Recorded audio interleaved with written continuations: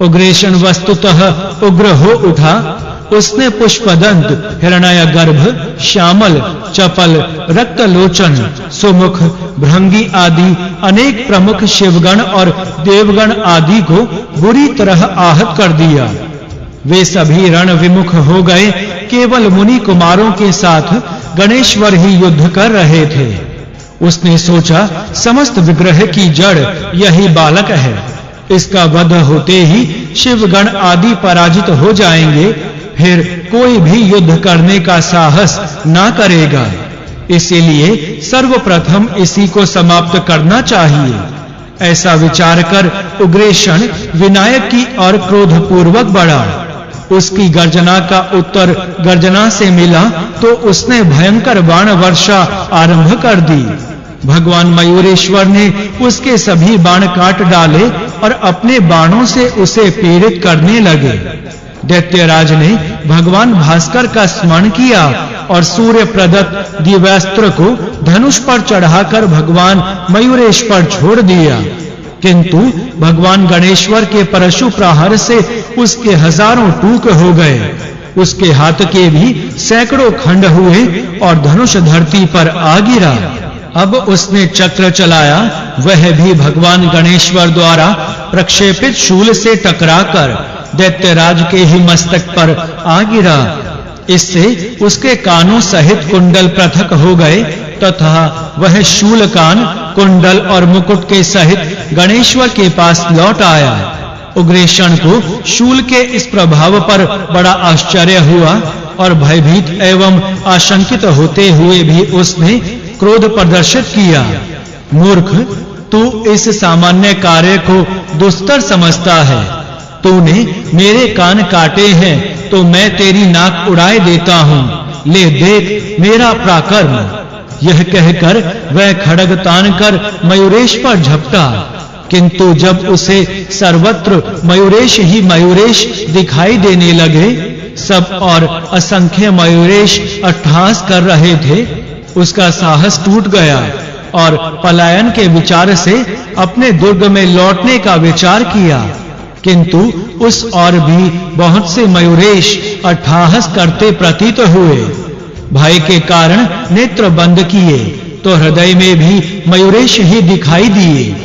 फिर वह रणांगण छोड़कर भाग निकला और घर जाकर चुपचाप मुख ढांप कर लेट गया। यह देखकर उसकी महासुंदरी पत्नी दुर्गा ने कोमल वाणी में पूछा, प्राणनाथ, आज आप ऐसे चिंतित और मलान मुख क्यों हो रहे हैं? यदि इसका कुछ कारण है तो बताएं, तो संभव है कि कुछ उपाय मुझे ही सूझ जाए और मैं आपकी सहायता कर पाऊं। दैत्यराज ने पत्नी को बताया, प्रिय, आज मुझे युद्ध क्षेत्र से भागना पड़ा। यद्यपि मैंने 7 करोड़ देवगण और शिवगण को धराशायी कर दिया, तो भी भगवान शंकर के पुत्र ने, जो कि अभी बालक ही है, अपने शूल से मेरे दोनों कान काट डाले। समझ में नहीं आता कि उसे मारने के क्या उपाय करूं। दुर्गा ने विनय पूर्वक कहा, स्वामी, यदि अपराध क्षमा हो तो कुछ निवेदन करूं। कहीं आप रुष्ट ना हो जाएं, इस भय से यथार्थ बात कहने में कुछ संकोच हो रहा है। दैत्यराज के आग्रह पर दुर्गा ने पुनः कहना आरंभ किया, नाथ, देव, ब्राह्मण और गौ से द्वेष करने पर ना तो स्थायी सुख मिलता है और ना कल्याण ही होता है। संसार में निंदा भी होती है। यद्यपि कोई सामने नहीं करता, पर पीठ पीछे तो सब करते ही हैं। मेरे मत में इनकी सदैव पूजा और वंदना करनी चाहिए। अशुभ कर्मों का फल शुभ नहीं मिल सकता। लोक में प्रत्यक्ष देखा जाता है कि जैसा बीज बोते हैं वैसा ही अंकुर उत्पन्न होता है। आपके अनुपम पुरुषार्थ ने विश्व को अधीन कर दिया, किंतु उस पुरुषार्थ ने विश्व को अधीर कर दिया। किंतु उस पुरुषार्थ का प्रयोग देवताओं और ऋषियों के उत्पीड़न में ही हुआ है। पुरुषार्थ के 4 विषय हैं, धर्म, अर्थ, काम और मोक्ष। आपने उस धर्म और मोक्ष से विरत ही रखा है। वस्तुतः पुरुषार्थ वह है जिसे पराये धन, और पराई स्त्री को लोलुपता उत्पन्न ना हो। अनिग्रह की निंदा करना भी पुरुषार्थ नहीं है। इसीलिए हे प्राणेश्वर, आप मेरे वचनों पर ध्यान दीजिए। सभी देवताओं को मुक्त करके भगवान जगदीश्वर गणराज की शरण में जाइए। वे प्रभु आपको अवश्य क्षमा करेंगे। यदि आप मेरे निवेदन को ना मानेंगे तो निर्विघ्न सुख से निश्चित ही वंचित हो जाएंगे। आपको हट छोड़कर सुख रूप पुरुषार्थ की सिद्धि करना ही श्रेयस्कर होगा। अपनी सहधर्मिणी के वचन उसे विषयुक्त तीर के समान प्रतीत हुए और वह लाल नेत्रों से उनकी ओर देखता हुआ बोला, मैं तो तुम्हें बहुत चतुर समझता था प्रिय, किंतु तुमने तो मुझे वीर कर्म से विमुख करने और उत्साह भंग करने वाली बात कह दी है। तुम्हारे वचन मानकर तो मुझे सर्वत्र अपयश ही प्राप्त होगा। शत्रु कितना भी प्रबल हो, उसकी मन से भी प्रशंसा करना अथवा संग्राम छोड़कर आत्मसमर्पण करना तो अत्यंत ही निंदनीय कर्म है। इससे तो मर जाना ही अच्छा होगा। क्या तुम नहीं जानती कि वीरों का कर्तव्य युद्ध है, क्योंकि युद्ध में जीतने से तीनों लोकों की ख्याति, सम्मान और ऐश्वर्य प्राप्त होगा तथा युद्ध में मरने से स्वर्ग की प्राप्ति होगी। यदि मैं युद्ध से घबराकर शत्रु की शरण लूंगा तो मरने के बाद मुझे पूर्वजों सहित नरक की प्राप्ति होगी। फिर एक रहस्य की बात तुम्हें और बतलाता हूँ। मैं जगत गुरु देवाधिदेव गणेश्वर को भली प्रकार जानता हूँ। उनका अवतार मुझे मोक्ष प्रदान करने के लिए उसी प्रकार हुआ है जैसे लंकेश्वर रावण को मुक्त करने के लिए भगवान श्री राम का अवतार हुआ था। किंतु यह सब जानते हुए भी मैं काल को तुच्छ मानता हूँ। संसार में मेरे समान कोई भी योद्धा नहीं है, इसलिए युद्ध क्षेत्र में भगवान गणेश्वर का सिर अवश्य काटूंगा, फिर चाहे कुछ भी क्यों ना हो। कल विकल असुरों का संहार। यह कहकर उसने राजसी पोशाक धारण की और राजसभा में जाकर कल और विकल नामक दो महावीरों से बोला, कल विकल दोनों मेरी बात सुनो। इस समय इन समस्त योद्धाओं में तुम ही अधिक दुराधर्ष हो। अपने साथ विशाल सेना ले जाओ और शत्रुओं का वध कर दो। शिवपुत्र मयूरेश को भी जीवित या मृत मेरे समक्ष उपस्थित करो। वे दोनों विशाल दैत्य सेना के साथ रण क्षेत्र में जा पहुंचे, किंतु घोर संग्राम के पश्चात भी विजय प्राप्त ना कर सके। आरंभ में शिवगण और देवगण उनका प्रहार ना सह पाए, किंतु बाद में पुष्पदंत और नंदीश्वर के प्रहारों से दैत्य सेना पीड़ित होने लगी और अंत में वीरभद्र ने कल और षडानन ने विकल को प्राण विहीन कर दिया। इस युद्ध में भी असुर दल का संहार वेग से हुआ। बची सेना रणांगण छोड़कर भाग गई। कल और विकल की मृत्यु का समाचार पाकर उग्रेशन बहुत दुखित हुआ। वह सोचने लगा, मेरे सभी प्रधान शूरवीर सेनापति इस युद्ध में मारे गए। अब शत्रु का सामना करने के लिए किसे भेजा जाए? वह बहुत विचार करने के बाद भी कुछ स्थिर नहीं कर सका। तभी उसकी मनःस्थिति समझकर उसके धर्म और अधर्म नामक दो पुत्रों ने कहा, पिताजी, हमारे सभी प्रमुख सैनिकों ने रणांगण में अद्भुत वीरता दिखाकर मोक्ष प्राप्त कर ली। अब आप हमें युद्ध क्षेत्र में जाने की आज्ञा दीजिए। हमें विश्वास है कि शत्रु सेना को वश में करके मयूरेश का वध करने में हम अवश्य सफल होंगे। उग्रेशन ने आज्ञा दे दी तो दोनों भाई विशाल चतुरंगिणी सेना साथ लेकर युद्ध क्षेत्र में जा पहुंचे। दोनों ओर से घोर संग्राम होने लगा।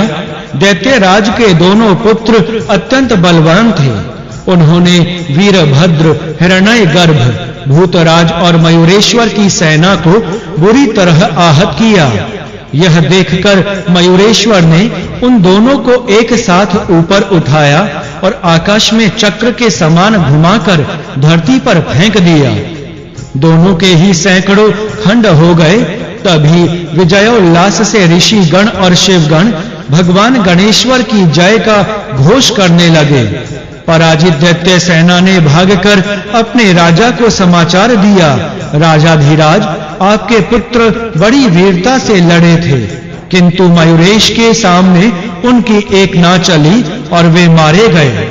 उनके साथ जो विशाल सेना थी वह भी रण क्षेत्र में काम आ गई। वीरभद्र ने मयूरेश से कहा, प्रभु, उग्रेषण पुनः आकर भीषण संघार में प्रवृत्त है। इस बार तो बहुत ही उग्र हो उठा है, आप स्वयं उसका निवारण कीजिए। भगवान गणेश्वर ने अपने वाहन मयूर को बुलाया और उस पर आरूढ़ होकर दैत्यराज के समक्ष पहुंचे। उग्रेषण ने माया का आश्रय लिया तो भगवान मयूरेश ने उसकी समस्त माया नष्ट कर दी और फिर उसकी अनुयायी असुरों का संहार आरंभ कर दिया। धीरे धीरे विशाल दैत्य सेना समाप्त हो गई। मयूरेश के प्रहारों के समक्ष उग्रेषण का पौरुष काम ना कर सका। वह रण क्षेत्र से भागकर अपने भवन में जा पहुंचा। दैत्येश्वर उग्रेषण का वध। इधर विजयी शिवगण अपने स्थान पर आ गए।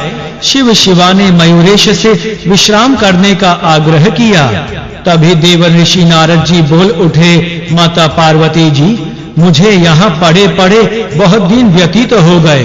पूजा पाठ भजन आदि नित्य कर्म भी मैं ठीक प्रकार से नहीं कर पाता। अभी भी उग्रेषण का वध शीघ्र संभव नहीं लगता और जब तक उसका वध नहीं होगा तब तक देवगण मुक्त नहीं होंगे और ना गणेश जी का विवाह ही हो पाएगा। इसलिए मैं तो अब यहाँ से जाने की आज्ञा चाहता हूँ। तभी नंदी आदि ने कहा, देव ऋषि, आप तो सर्वगुण संपन्न हैं, फिर भगवान गणेश्वर की महिमा से अनभिज्ञ रहते हैं, आप शीघ्र ही दैत्यराज का वध हुआ देखेंगे। मुनि बोले, मैं तो तभी समझूंगा जब उसका वध हो जाएगा, अन्यथा अनुमान कितने ही लगाते रहो। तब स्वयं भगवान गणेश्वर ने कहा, मुनिवर, मैं आपका मंतव्य समझ गया हूँ। विश्वास कीजिए कि अब बिना अधिक विलंब के ही असुरपति मारा जाएगा। नारद जी चुप हो गए। भगवान मयूरेश ने शिव गणों को आज्ञा दी कि आज ही गंडकी नगर पर आक्रमण कर दिया जाए। आदेश सुनते ही समस्त सेना ने प्रस्थान कर दिया। युद्ध के बाजे बजते जा रहे थे और वीर गर्जन कर रहे थे। इस कारण समस्त धरती और दिशाएं कंपयमान हो रही थीं। समस्त सेना तीव्र गति से गंडकी नगर में जा पहुंची तथा मयूरेश के चारों गण राक्षस राज के दुर्ग पर चढ़ बैठे। इस समाचार को सुनते ही उग्रेषण कांप उठा। उसकी समझ में नहीं आ रहा था कि अब किस प्रकार बचाव किया जाए। तभी उसकी सहधर्मिणी दुर्गा ने रोते हुए कहा, स्वामिन, आपने मेरी बात नहीं मानी। यदि मान लेते तो ऐसा विनाश नहीं होता। आपके दोनों पुत्र मारे गए और समस्त सेना नष्ट हो गई। अब आपके प्राणों पर आ बनी है। अब भी समय है, अपने प्राणों की रक्षा तो हो ही सकती है। फिर भी नहीं मानना चाहते हो तो चिंता करने से कोई लाभ नहीं होगा। रानी दुर्गा इस प्रकार कह रही थी कि तभी राजभवन के स्वर्ण रत्न निर्मित शिखर पर भृंगी उड़कर जा बैठे और फिर सभा मंडप के स्तंभों को उखाड़ उखाड़ कर उन्होंने तोड़ने और टुकड़ों को चारों ओर बिखेरने लगे।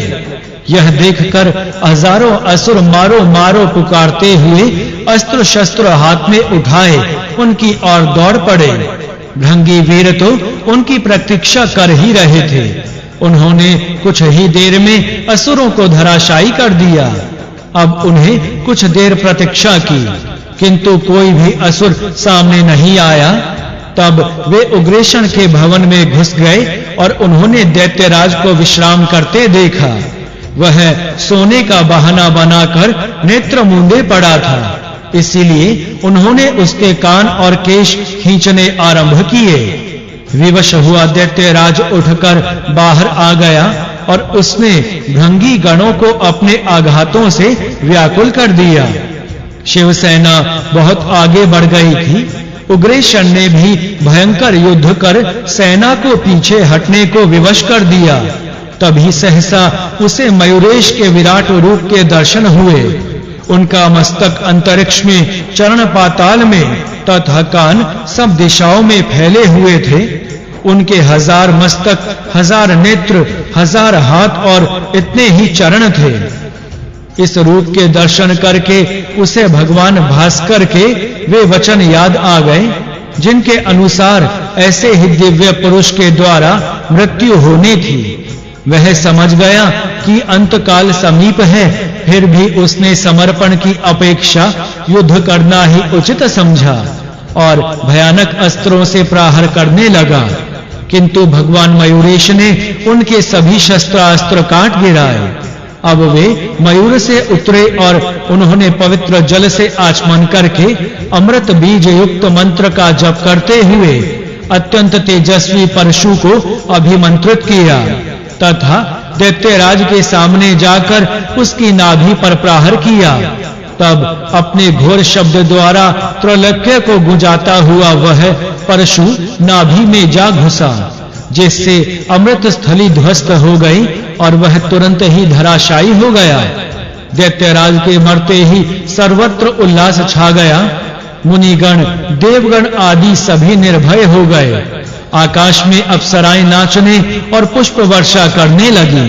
सभी दिशाएं स्वच्छ हो गई, धरती फूल उठी। देवता, ऋषि, मुनि आदि सब मयूरेश की स्तुति करने लगे। पर ब्रह्म रूपम चिदानंद रूपम सदानंद रूपम सुरेशम परेशम गुणाविधम गुणेशम गुणातीतमिशम मयूरेश माघम नतः स्मो नतः स्मः जगद्बंधमेकम परोपकारमेकम गुणानाम परम कारणम निर्विकल्पम जगतपालकम हारकम तारकम तम मयूरेश माघम नतः स्मो नतः स्मः।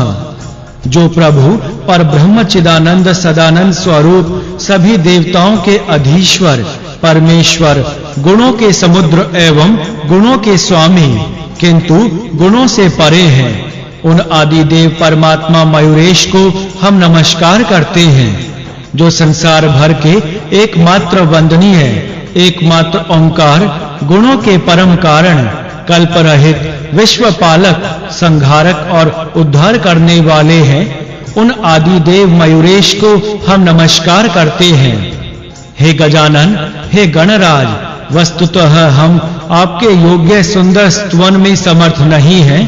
आप समस्त गुणों के भंडार और संपूर्ण विश्व के प्रेम पात्र हैं। आपके गुणों का वर्णन करने की हम में शक्ति नहीं है। आपका संसार रचना का कर्म समुद्र के समान अपार और अकथनीय है। हे प्रभु, आपने अपने वचन का निर्वाह कर दिया तथा समस्त दैत्यों का संहार कर देवताओं और ऋषि मुनियों को सुखी बना दिया। स्तुति करके देवगण अपने धाम को चले गए। इधर अपने पुत्र मयूरेश के द्वारा दैत्यराज के मरने का समाचार सुनकर माता पार्वती जी अत्यंत आनंदित हो उठी।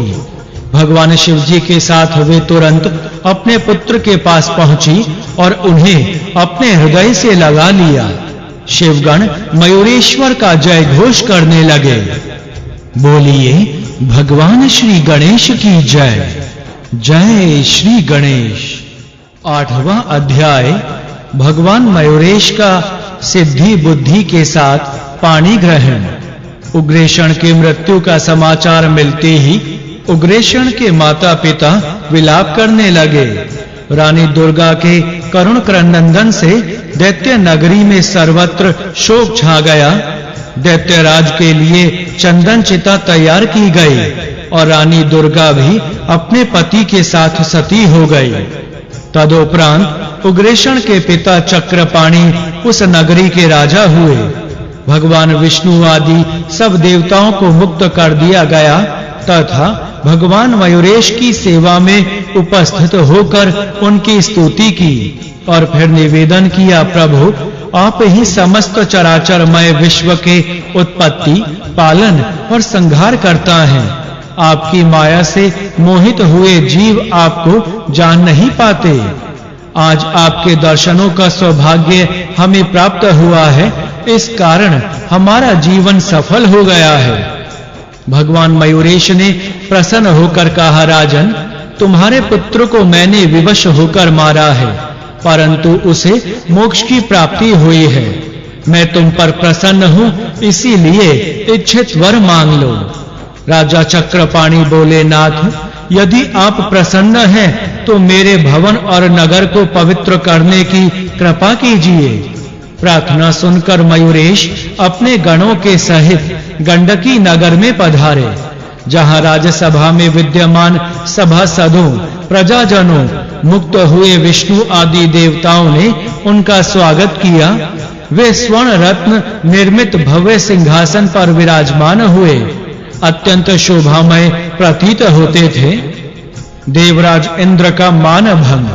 राजा चक्रपाणि ने भगवान मयूरेश का पूजन किया और स्तुति करते हुए बोले, नाथ, आज मेरा जीवन, मेरा भवन, नगर और सभी प्रजाजन धन्य हो गए। जिन परमात्मा के दर्शन अनेक जन्मों में तपस्या करके भी ऋषि महर्षि गण प्राप्त नहीं कर पाते, उनके मुझे साक्षात दर्शन हो रहे हैं। तभी भगवान मयूरेश की माया से मोहित हुए इंद्र ने कुपित होकर कहा, राजन, तुमने सब बड़े-बड़े देवताओं की उपस्थिति में एक बालक की प्रथम पूजा करके अपनी मूर्खता का परिचय दिया है। चक्रपाणि बोले, देवराज, यद्यपि आप रुद्र, सूर्य, वायु, वरुण, कुबेर, अग्नि आदि समस्त देवताओं को मेरे पुत्र ने हरा दिया, उनके भय से समस्त देवता, सिद्ध, गंधर्व, ऋषि मुनि आदि यत्र तत्र छिपते रहे। भगवान विष्णु तक अपने अनुयायी देवताओं सहित बंदी बना लिए गए, किंतु परमात्मा मयूरेश ही समस्त वीरों सहित मेरे पुत्र का संहार करने में समर्थ हुए। इन्होंने उसके यहाँ बंदी देवताओं को मुक्त कराया। इस कारण मैं तो इन्हीं को प्रथम पूजा का अधिकारी समझता हूँ। इंद्र का समाधान ना हुआ देखकर भगवान मयूरेश ने घोर गर्जना किया, जिससे समस्त ब्रह्मांड कांप उठा। ऐसा लगा मानो ब्रह्मांड विदीर्ण हो जाएगा। उससे असंख्य प्राणी मूर्छित हो गए।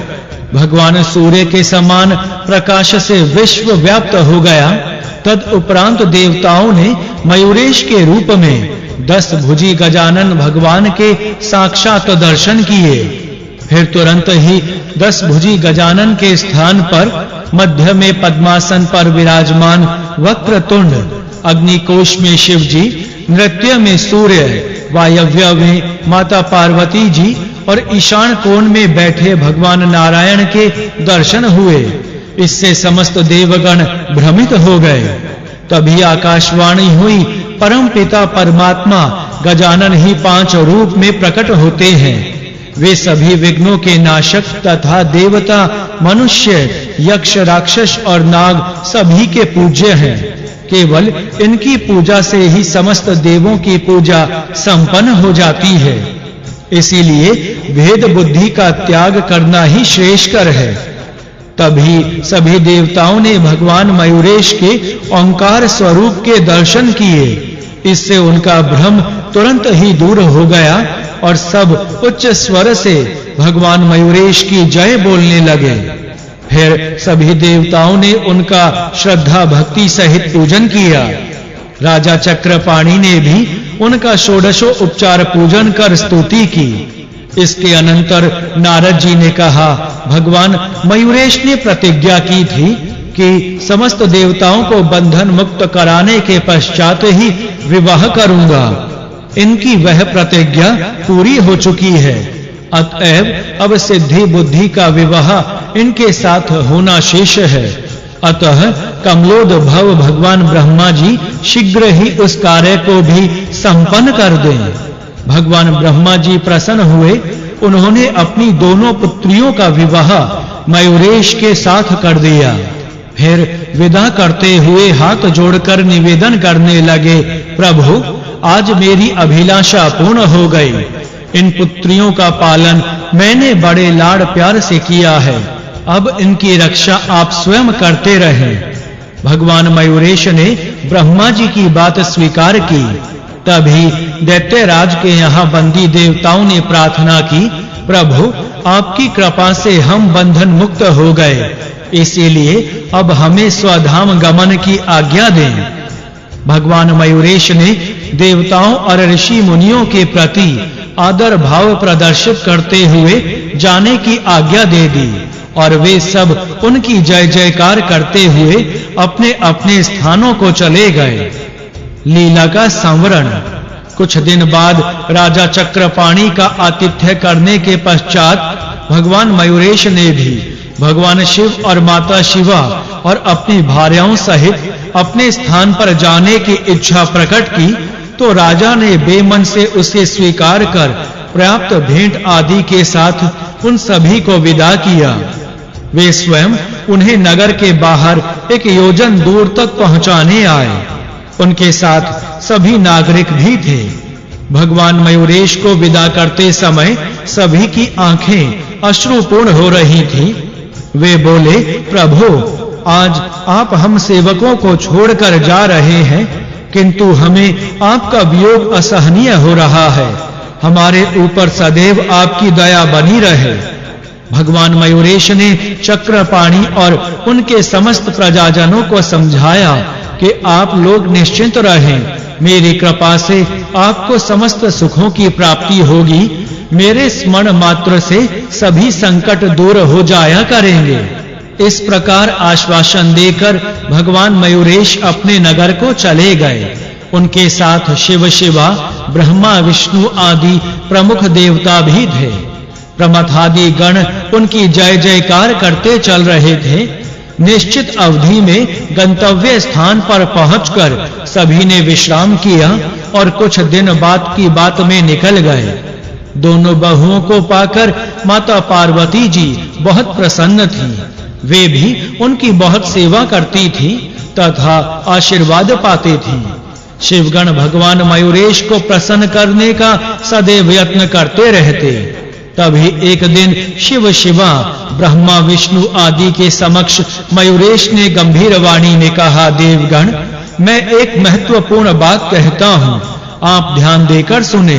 मैंने जिस उद्देश्य से धरती पर अवतार लिया था वह कार्य संपन्न हो गया है।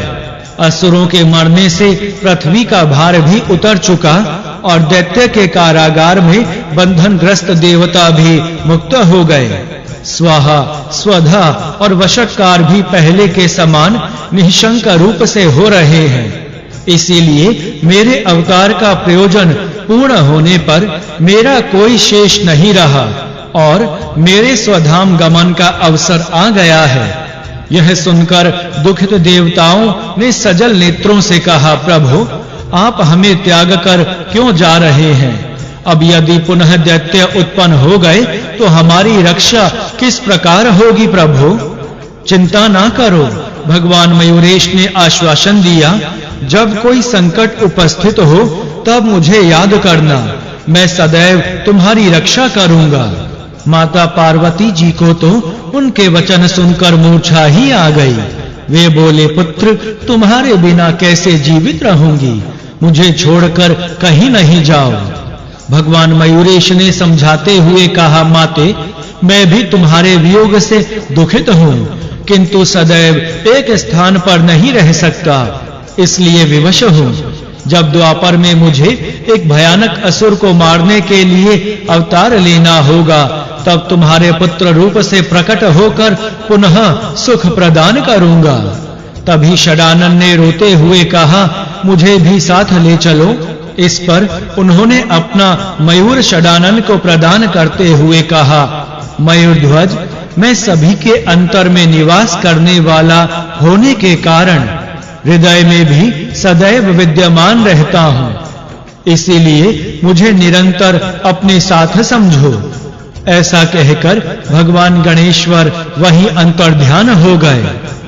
बोलिए भगवान श्री गणेश की जय। जय श्री गणेश। 7वां खंड, पहला अध्याय, सिंदूरासुर की उत्पत्ति। द्वापर युग चल रहा था। भगवान ब्रह्मा जी निद्राग्रस्त थे। उस समय शूलपाणी उमानाथ ब्रह्मलोक में पधारे। चतुरानंद की नींद खुली और उन्होंने एक जम्भाई ली। तभी उनके मुख से एक अत्यंत भयंकर पुरुष प्रकट हो गया। उसकी घोर गर्जना से समस्त दिशाएं कांप उठी। दिक्पाल आश्चर्य में भर गए और शेषनाग शुद्ध होकर विश्वमन करने लगे। समस्त प्राणी भय और आशंका से अत्यंत व्याकुल हो उठे। उस भयंकर पुरुष का वर्ण अत्यंत लाल था। उसके सुंदर एवं अनुपम शरीर से सुगंध निकलकर वातावरण को सुरभित बना रही थी। वह तुरंत ही भगवान ब्रह्मा जी के समक्ष विनीत भाव से आ खड़ा हुआ। पद्मयोनि उसे देखते ही विस्मय में भर गए और पूछने लगे, तुम कौन हो, कहां कैसे उत्पन्न हुए और क्या चाहते हो? वह पुरुष विनय पूर्वक बोला, प्रभु आप सर्वज्ञ एवं समस्त ब्रह्मांड के उत्पन्न करने वाले हैं, फिर भी आप अनजान के समान मुझसे यह प्रश्न क्यों कर रहे हैं? आपने जम्भाई ली, तभी आपके मुख से उत्पन्न हुआ आपका पुत्र, इसलिए आप मुझे पुत्र रूप में स्वीकार कर मेरा नामकरण कीजिए। फिर मुझे रहने का स्थान और आहार दीजिए। मेरा क्या कर्तव्य हो यह भी निर्देश कीजिए। भगवान ब्रह्मा जी उसके सौंदर्य और विनीत भाव पर मुग्ध एवं प्रसन्न थे। वे बोले, पुत्र तू अत्यंत अरुण अंग कांति वाला होने के कारण सिंदूर नाम से कहा जाएगा। तुझ में तीनों लोकों को वश में करने की अद्भुत सामर्थ्य होगी। तुझे पंचभूतों, देवताओं, दानवों, यक्षों और मनुष्यों से किसी प्रकार का भय नहीं होगा।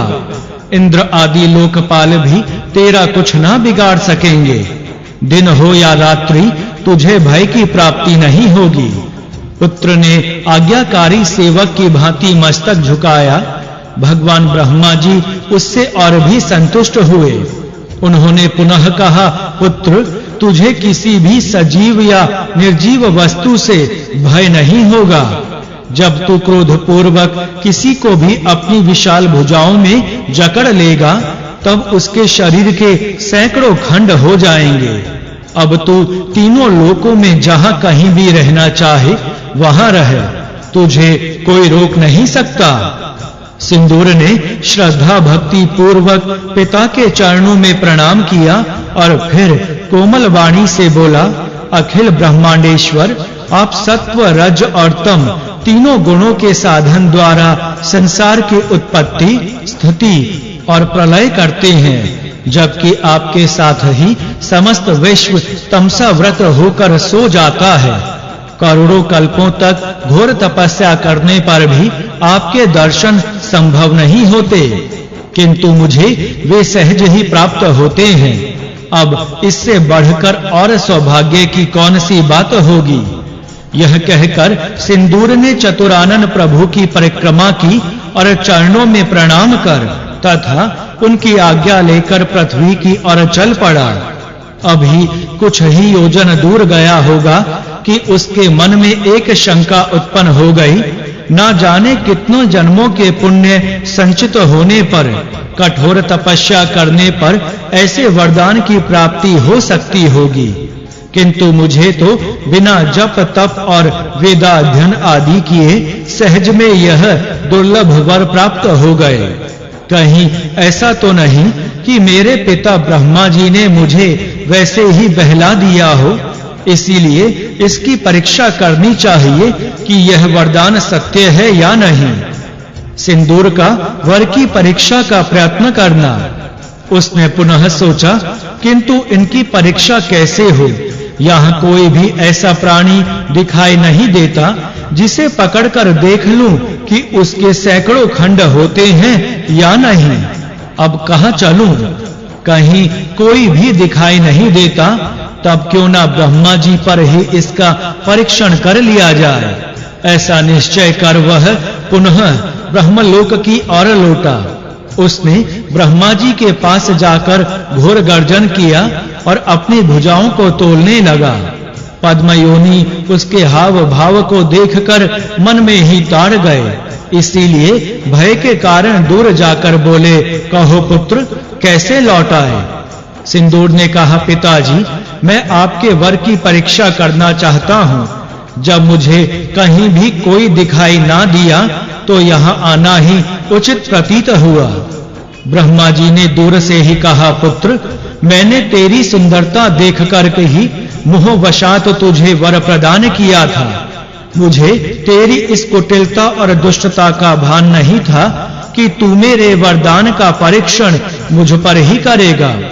वस्तुतः विषधर को दूध पिलाने पर उसमें विष की वृद्धि होगी, इस सिद्धांत की ओर मेरा ध्यान ही नहीं गया था। सिंदूर भी ना माना।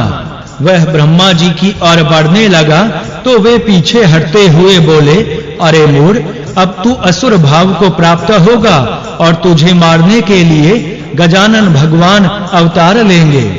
शाप सुनकर अट्टहास करता हुआ सिंदूर चतुर्मुख की ओर झटका। यह देखकर वे प्राण लेकर भागने लगे। पीछे पीछे असुर भी दौड़ पड़ा। यद्यपि भगवान ब्रह्मा जी असुर की अपेक्षा दुर्बल थे, तो भी प्राण के मोह से वेग पूर्वक भाग रहे थे। भागते भागते वे पसीने से लथपथ हो गए, किंतु असुर ने उनका पीछा ना छोड़ा। चतुरानन का भागकर वैकुंठ जाना। चतुरानन वैकुंठ धाम तक पहुंच गए थे। वहां कुछ श्रम हल्का करने के लिए रुके ही थे कि असुर आता दिखाई दिया। वे वेग से दौड़कर भगवान विष्णु के पास जा पहुंचे। भगवान रमानाथ ने उनका उद्वेग देखकर तुरंत उनको अपने पास बैठाया और पूछने लगे, विधाता, आप इतने डरे क्यों हैं? आपकी देह भी स्वेद से भीग रही है, लगता है वेग से भागकर आए हो। ब्रह्मा जी बोले, प्रभु, मुझे निद्रा आ गई थी, तभी पार्वती पति पधारे। मैं निद्रा से उठा तो जम्भाई आ गई और मेरे मुख से लाल वर्ण का एक सुंदर महाकाय बालक उत्पन्न हो गया। उसने मुझसे नाम रखने और रहने का स्थान बताने की प्रार्थना की, तो मैंने उसका नाम सिंदूर रखा और रहने के लिए तीनों लोकों में इच्छित स्थान पर रहने को कह दिया। किंतु उसके सौंदर्य एवं पुत्र स्नेह से भ्रमित होकर मैंने उसे यह वर दे दिया कि तू त्रैलोक्य विजय होगा और तू जिसे भी पकड़कर जकड़ लेगा वह वहीं चूर्ण चूर्ण हो जाएगा। अब वह दुर्वात्मा उस वरदान का परीक्षण मुझ पर ही करने को उतारू है। हे दया सिंधु, उस दुष्ट से मेरी रक्षा कीजिए। भगवान विष्णु बोले, वाह, आपने भी कैसा सुंदर वर दे दिया। उसे बिना विचार किए हुए वर प्रदान करने का यही दुष्परिणाम हो सकता था। आपकी पुत्र मोह आपको ही नहीं, तीनों लोकों को यातनाग्रस्त कर देगा। दोनों में इस प्रकार वार्तालाप चल ही रहा था कि दौड़ता हुआ सिंदूर भी वहां आ गया और ब्रह्मा जी पर झपटता हुआ बोला, क्यों यहां आकर छिप रहे हो? परंतु मैं तुम्हें कहीं भी छोड़ने वाला नहीं हूं। आओ, चुपचाप मेरी पकड़ में आना स्वीकार कर लो। बचाओ प्रभु, बचाओ, कहते हुए ब्रह्मा जी भगवान विष्णु के पीछे की ओर होने लगे। तभी भगवान ने उसे समझाया, पुत्र, तू अत्यंत बलवान और चतुरानन अल्प बल है, इसीलिए इनसे युद्ध करने में तुम्हें सुयश नहीं मिलेगा, वरन इनका अनिष्ट होने पर तुम्हें अपकीर्ति ही प्राप्त होगी। इसीलिए इन्हें छोड़कर किसी अन्य से युद्ध करो। सिंदूर बोला, मुझे तो अपने वरदान का परीक्षण करना है, यह हो या कोई वीर। यदि यह नहीं लड़ते तो तुम ही आकर युद्ध करो। यह कहकर वह भगवान विष्णु की ओर बढ़ा, किंतु वे तो परम नीति निपुण थे। उसे भ्रमित करते हुए बोले, पुत्र, मैं तो केवल सत्व गुण संपन्न हूँ, इसीलिए लोक पालन में ही लगा रहा हूँ। भगवान विष्णु का सिंदूर दैत्य को कैलाश भेजना। विष्णु जी ने मुस्कुराते हुए कहा, कैलाश पर्वत पर शिवजी निवास करते हैं। उन्होंने अपने दृष्टिपात मात्र से कामदेव को भस्म कर दिया था। बहुत से असुर उनके हाथ से मारे गए हैं। वे उमानाथ सुदृढ़ काय और सदैव युद्ध के लिए उत्सुक रहने वाले भी हैं। उनसे युद्ध करो तो तुम्हें संतोष भी होगा और सुयश की भी प्राप्ति होगी। रमानाथ के नीतिपूर्ण मधुर वचन सुनकर असुर को बड़ी प्रसन्नता हुई। उसने सोचा, ऐसे ही युद्ध प्रिय वीर से युद्ध करने में आनंद आ सकता है, अतः वही करना चाहिए। और वह वेग पूर्वक चलता हुआ कैलाश शिखर पर जा पहुंचा। उस समय भगवान शंकर समाधि में लीन हुए बैठे थे। माता पार्वती जी उनकी सेवा में रत थीं तथा नंदी और भृंगी आदि भी उनके निकट ही बैठे हुए थे। सिंदूरासुर द्वारा माता पार्वती जी को हरण करने की चेष्टा। सिंदूर ने देखा कि एक बागंबरधारी योगी तपस्या कर रहा है। उसके समस्त शरीर पर भस्म रमी हुई है। कंधे पर विशाल गज चर्म और ललाट पर अर्धचंद्र सुशोभित है। इस प्रकार का वेश देखकर उसने विचार किया कि विष्णु ने अवश्य ही मेरे साथ छल किया है, अन्यथा कहां यह वनवासी तपस्वी और कहां मैं अत्यंत शूर वीर विशालकाय योद्धा। इस दुर्बल के साथ युद्ध कैसा? इस प्रकार का छल करने के कारण विष्णु को ही दंड देना चाहिए। यह विचार कर वह लौटने को ही था, तभी उसकी दृष्टि जग जननी माता पार्वती जी पर पड़ी। उनके अलौकिक रूप को देखते ही रह गया। फिर उसने सोचा, खाली हाथ भी क्यों लौटूं, इस सुंदरी को ही क्यों ना उठाकर ले चलूं। ऐसा विचार कर वह माता जगजननी पार्वती जी की ओर बढ़ा। तभी उसका मंतव्य समझकर माता पार्वती जी भय के कारण कांपने लगी और फिर मूर्छित हो गई। असुर ने उनकी चोटी पकड़ी और बलपूर्वक उठाकर ले जाने लगा। नंदी और भृंगी आदि ने देखा तो असुर को मारने के लिए बढ़े, किंतु वे उसका कुछ भी ना बिगाड़ सके। सिंदूर ने उन्हें मार मार कर भगा दिया और वे की कर्तव्य विमूढ़ हुए माता पार्वती जी को ले जाते हुए देखते रहे। असुर उन्हें ले जा रहा था, तभी वे होश में आ गई और विलाप करने लगी। नंदी आदि ने भगवान शिव को जगाने का प्रयत्न किया। अधिक कोलाहल होने से भी उनकी समाधि टूट चुकी थी। उन्होंने नंदी से प्रश्न किया कि यह कोलाहल कैसा है, तो उन्होंने असुर द्वारा पार्वती जी को हरण कर ले जाने की बात बताई। भगवान शिव जी ने माता पार्वती हरण होता हुआ सुना तो क्रोधित हो उठे। उन्होंने 10 भुजी वेश धारण कर सभी भुजाओं में त्रिशूल आदि दिव्यास्त्र धारण किए और वृषभ पर चढ़कर जिधर असुर गया था उधर वेग से दौड़े। कुछ ही देर में उन्होंने उसे जा पकड़ा और पुकारते हुए बोले, अरे दुष्ट, मेरी प्रिया को कहां ले जा रहा है? ठहर जा, अन्यथा दुष्परिणाम भोगना होगा।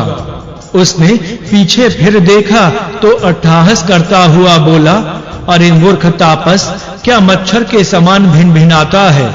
मेरे श्वास प्रश्वास से ही सुमेरु प्रभृति पहाड़ पर्वत कांपते हैं, तो तू क्या वस्तु है? जा, यदि प्राण रक्षा चाहता है तो तुरंत यहाँ से चला जा और किसी अन्य स्त्री से विवाह कर ले, क्योंकि अब यह स्त्री तो तुझे मिलेगी नहीं। अथवा कुछ बूता हो तो सामने आकर युद्ध कर।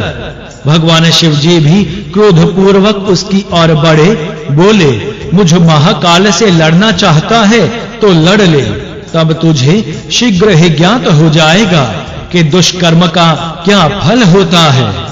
बोलिए भगवान श्री गणेश की जय। जय श्री गणेश। दूसरा अध्याय, भगवान मयूरेश्वर का प्रकट होना। द्वंद्व युद्ध आरंभ हुआ, किंतु माता पार्वती ने असुर की प्रबलता समझ ली थी, इसीलिए उन्होंने भगवान मयूरेश का स्मरण किया।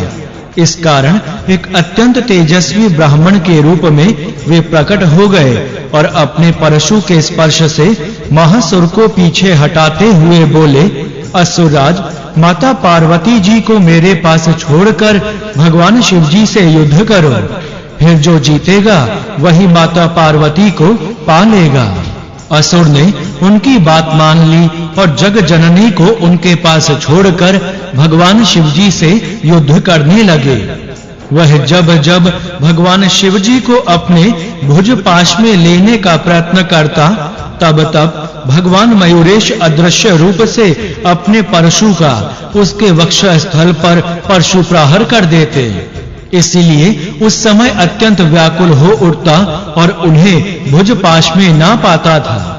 इस प्रकार बहुत बार के परशु प्रहार ने असुर की शक्ति का अत्यंत क्षय कर दिया, जिससे वह शिथिल होता गया।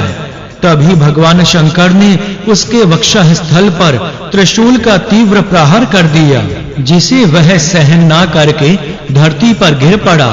भगवान मयूरेश ने उसकी पराजय घोषित करते हुए कहा, असुरेश्वर, तुम युद्ध में भगवान शिव जी को नहीं हरा सके, इसीलिए माता पार्वती जी को प्राप्त करने के लिए वही अधिकारी हैं। तुम तुरंत उन्हें छोड़कर यहाँ से भाग जाओ, अन्यथा महाकाल शिव तुम्हारा वध कर डालेंगे। सिंदूर ने भी अपनी पराजय स्वीकार कर ली। इस समय उसमें अधिक युद्ध करने की शक्ति नहीं थी, अतः माता पार्वती जी को वहीं छोड़कर वह तुरंत पृथ्वी लोक के लिए चल पड़ा। तब माता पार्वती ने चैन की सांस ली और ब्राह्मण वेशधारी भगवान मयूरेश के प्रति कृतज्ञता प्रकट करती हुई बोली, विप्रवर, असुर के हाथ से मेरी रक्षा आपकी ही कृपा से हुई है। मैं आपकी इस कृपा के प्रतिदान में समर्थ नहीं हूँ, किंतु आप मुझे अपना परिचय देने का कष्ट करें। विप्र वेशधारी भगवान मयूरेश ने कहा, माता, मैंने क्या किया है? असुर की पराजय तो भगवान शंकर के द्वारा हुई है। मैंने धर्म संगत निर्णय मात्र ही दिया है। जो कुछ भी हो, माता पार्वती ने कहा, बिना आपकी कृपा के छुटकारे की कोई संभावना नहीं दिखती थी। इसीलिए इस समय तो आप मुझे प्राणों से भी अधिक प्रिय होते हैं। आप कौन हैं, यह बताने की कृपा कीजिए। माता पार्वती जी की प्रार्थना पर भगवान मयूरेश ने अपना रूप प्रकट किया। वही रूप लावण्य, वही गतिविधि, वही श्रृंगार, वैसे ही दिव्याभरण जो त्रेता में उत्पन्न हुए पुत्र गणेश मयूरेश के थे। माता पार्वती उनकी मंद मुस्कान पर न्यौछावर हो गईं और बोली, गणेश्वर, देवाधिदेव, आपने आकर मेरी रक्षा की।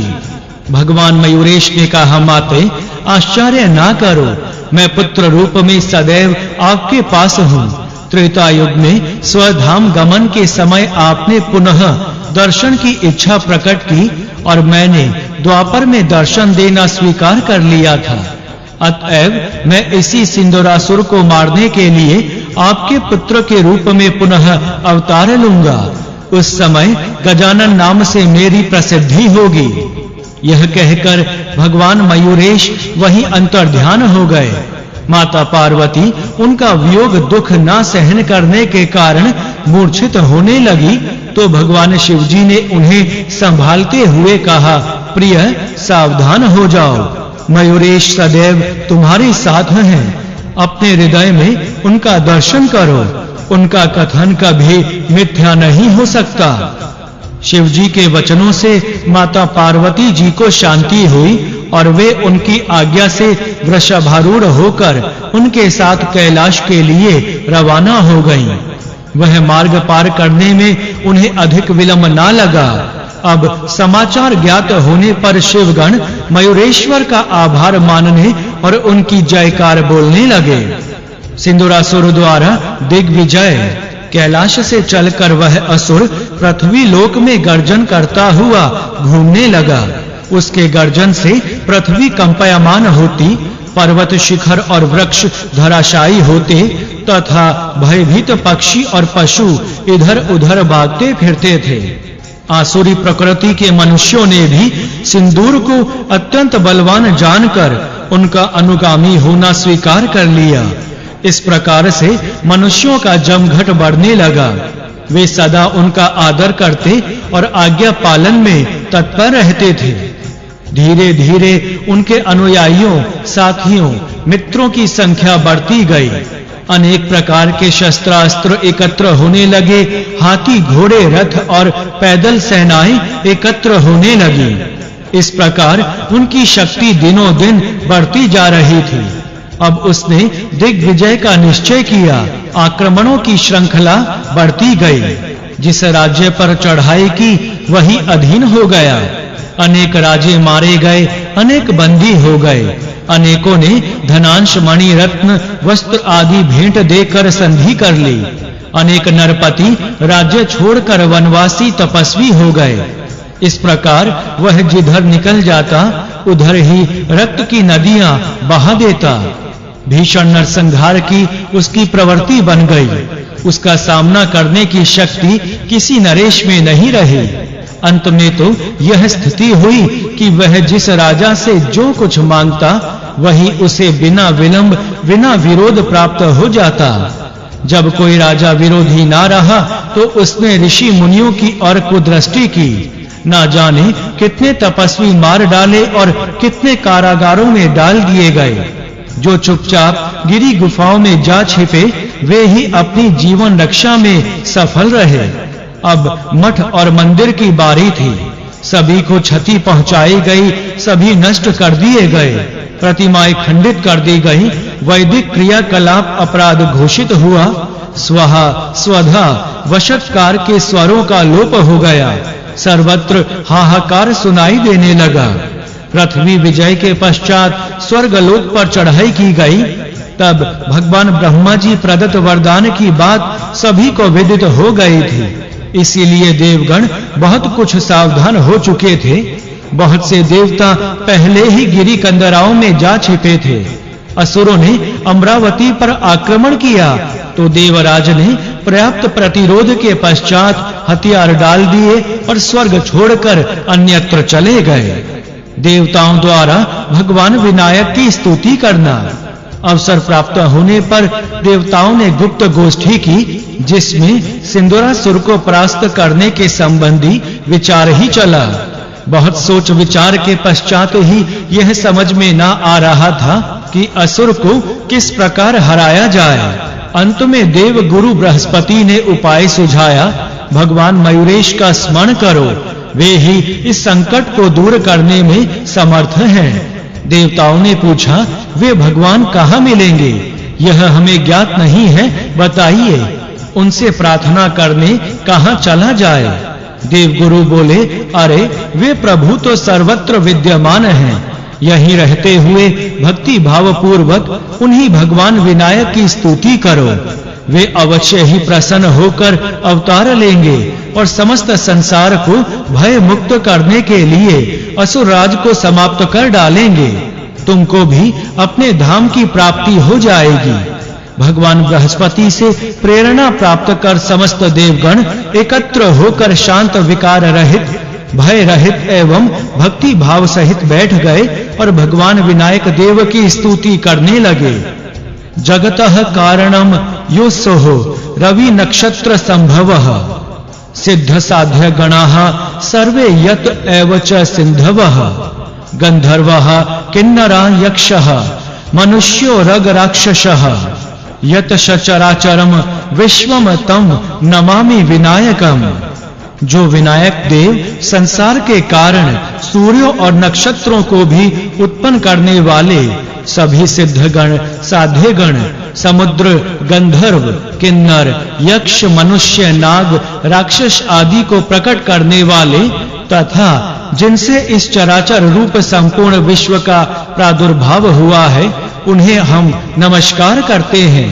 हे प्रभु, आप जैसे अधीश्वर के सदैव जागृत रहते हुए भी एक तुच्छ असुर ने समस्त विश्व को संकट में डाल रखा है।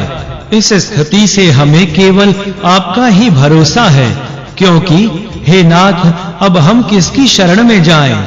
हमारी रक्षा अन्य कौन कर सकता है? प्रभु, अब आप स्वयं ही भगवान शंकर के ग्रह में अवतरित होकर असुर को समाप्त कीजिए। इस प्रकार स्तुति करने के पश्चात समस्त देवगण ऋषि मुनि आदि घोर तपस्या में लगे। कुछ ने पूर्ण निराहार रहते हुए, कुछ ने संयमित भोजन करते हुए तथा कुछ ने निरंतर जल में खड़े रहकर भगवान विनायक का ध्यान और नाम जप किया। देवादि के कठोर तप से संतुष्ट हुए देवाधिदेव गणेश्वर उनके समक्ष प्रकट हो गए। वे कोटि आदित्यों के समान तेजोमय और दिव्य वस्त्रालंकार धारण किए हुए थे।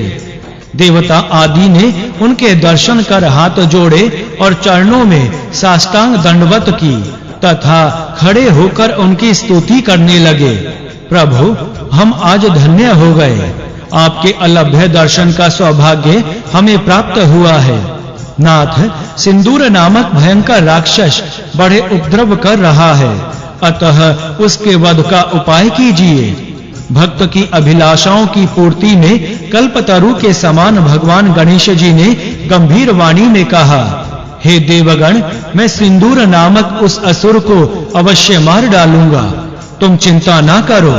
तुम्हारे द्वारा किया गया यह स्तोत्र दुख प्रशमन के नाम से विख्यात होगा। इस स्तोत्र का महत्म्य सुनो। इसका दिन में 1 बार, 2 बार या 3 बार पाठ करने वाले के तीनों प्रकार के ताप नष्ट होंगे। मैं भगवान शंकर के ग्रह में गजानन नाम से अवतरित होऊंगा। भगवान गणेश्वर देवताओं को इस प्रकार का वर देकर अंतर्ध्यान हो गए। देवता एवं ऋषि मुनि आदि ने अत्यंत प्रसन्नता का अनुभव करते हुए उनका जय घोष किया और फिर सभी अपने अपने स्थानों को प्रस्थित हुए। वे मार्ग में भगवान के अद्वितीय स्वरूप का चिंतन करते हुए अत्यंत हर्षित हो रहे थे। बोलिए भगवान श्री गणेश की जय। जय श्री गणेश।